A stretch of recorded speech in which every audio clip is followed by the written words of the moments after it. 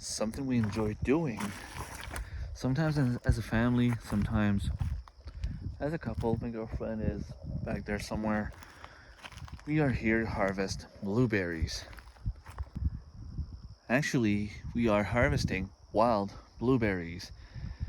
We came here last year. We harvested about maybe 20, 25 gallons, give or take. What I like about the place here is not only do we get blueberries, but it's a nice place to bring the kids because everything that grows around here in terms of berries is edible. We've seen some bunch berries, we've seen some snowberries, we've seen some wintergreen, we've seen some blueberries. And I mean, there's a lot of them, except for this year, it's not as good as it used to be. But worst comes to worst, we'll harvest some pine needles and make tea. As long as we don't have any bear issues, we should be fine. Some people will go that way. Apparently, there's not as much sun, so they get bigger. We've had a very, very dry summer, so we don't know. But pretty much everyone knows how to identify blueberries. I mean, they're small berries, they're blue. If you look at the tip, there's a little star-shaped form at the end of the blueberry. And they grow on tiny little shrubs. And there's a lot of them here. Only problem is, I feel like they've been picked up. As for bunchberries, we don't really bother harvesting them. They could be helpful in case I got lost in the woods or in a survival situation. They have a lot of nutrients. They just don't taste like much. They don't really have a good taste.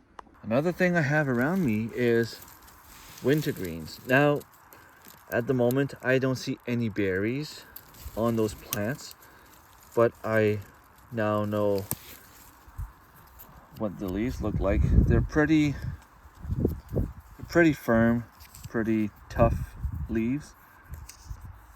There's no hair underneath or on top. If you look at the shape, and they usually grow like very close to the ground. Something very distinct about them. First of all, you can use the leaves in a tea. They have little red berries, a little bit bigger than the blueberries. If you squish them in your fingers, you will have that peppermint smell. Oh my God, it smells good. And you can really smell it. Like it's no right or wrong. Like you will definitely smell it. And guess what? I didn't even move. I just looked on my side and I can see some wintergreens right here. Looks pretty dry though. But it has that little minty smell. By the way, just a little shout out to my friend Darren at Thorhaven Farm. Look at this. That's all wintergreens right there growing. The leaves, the berries. It's insane. This is all wintergreens. It's a huge underground system all over the place. Just a few tiny wintergreens. We've only been here about an hour. Last year, after an hour, I already had a gallon. This year, I only have this. They're smaller. There's not as much as there was. I'm gonna go see how much my girlfriend has, but we wanted to stay here for only an hour. It's been an hour. It's pretty much time to go. Well, turns out my girlfriend's better than me. With between what she has and what I have, we have about a gallon maybe, which is still pretty good. We've been here an hour, not as much as usual, but there's a few people that passed by, went a little bit further, so we know there's some more down the road. We'll be back. It's just the first time, and we'll see you next time. Take care. Bye.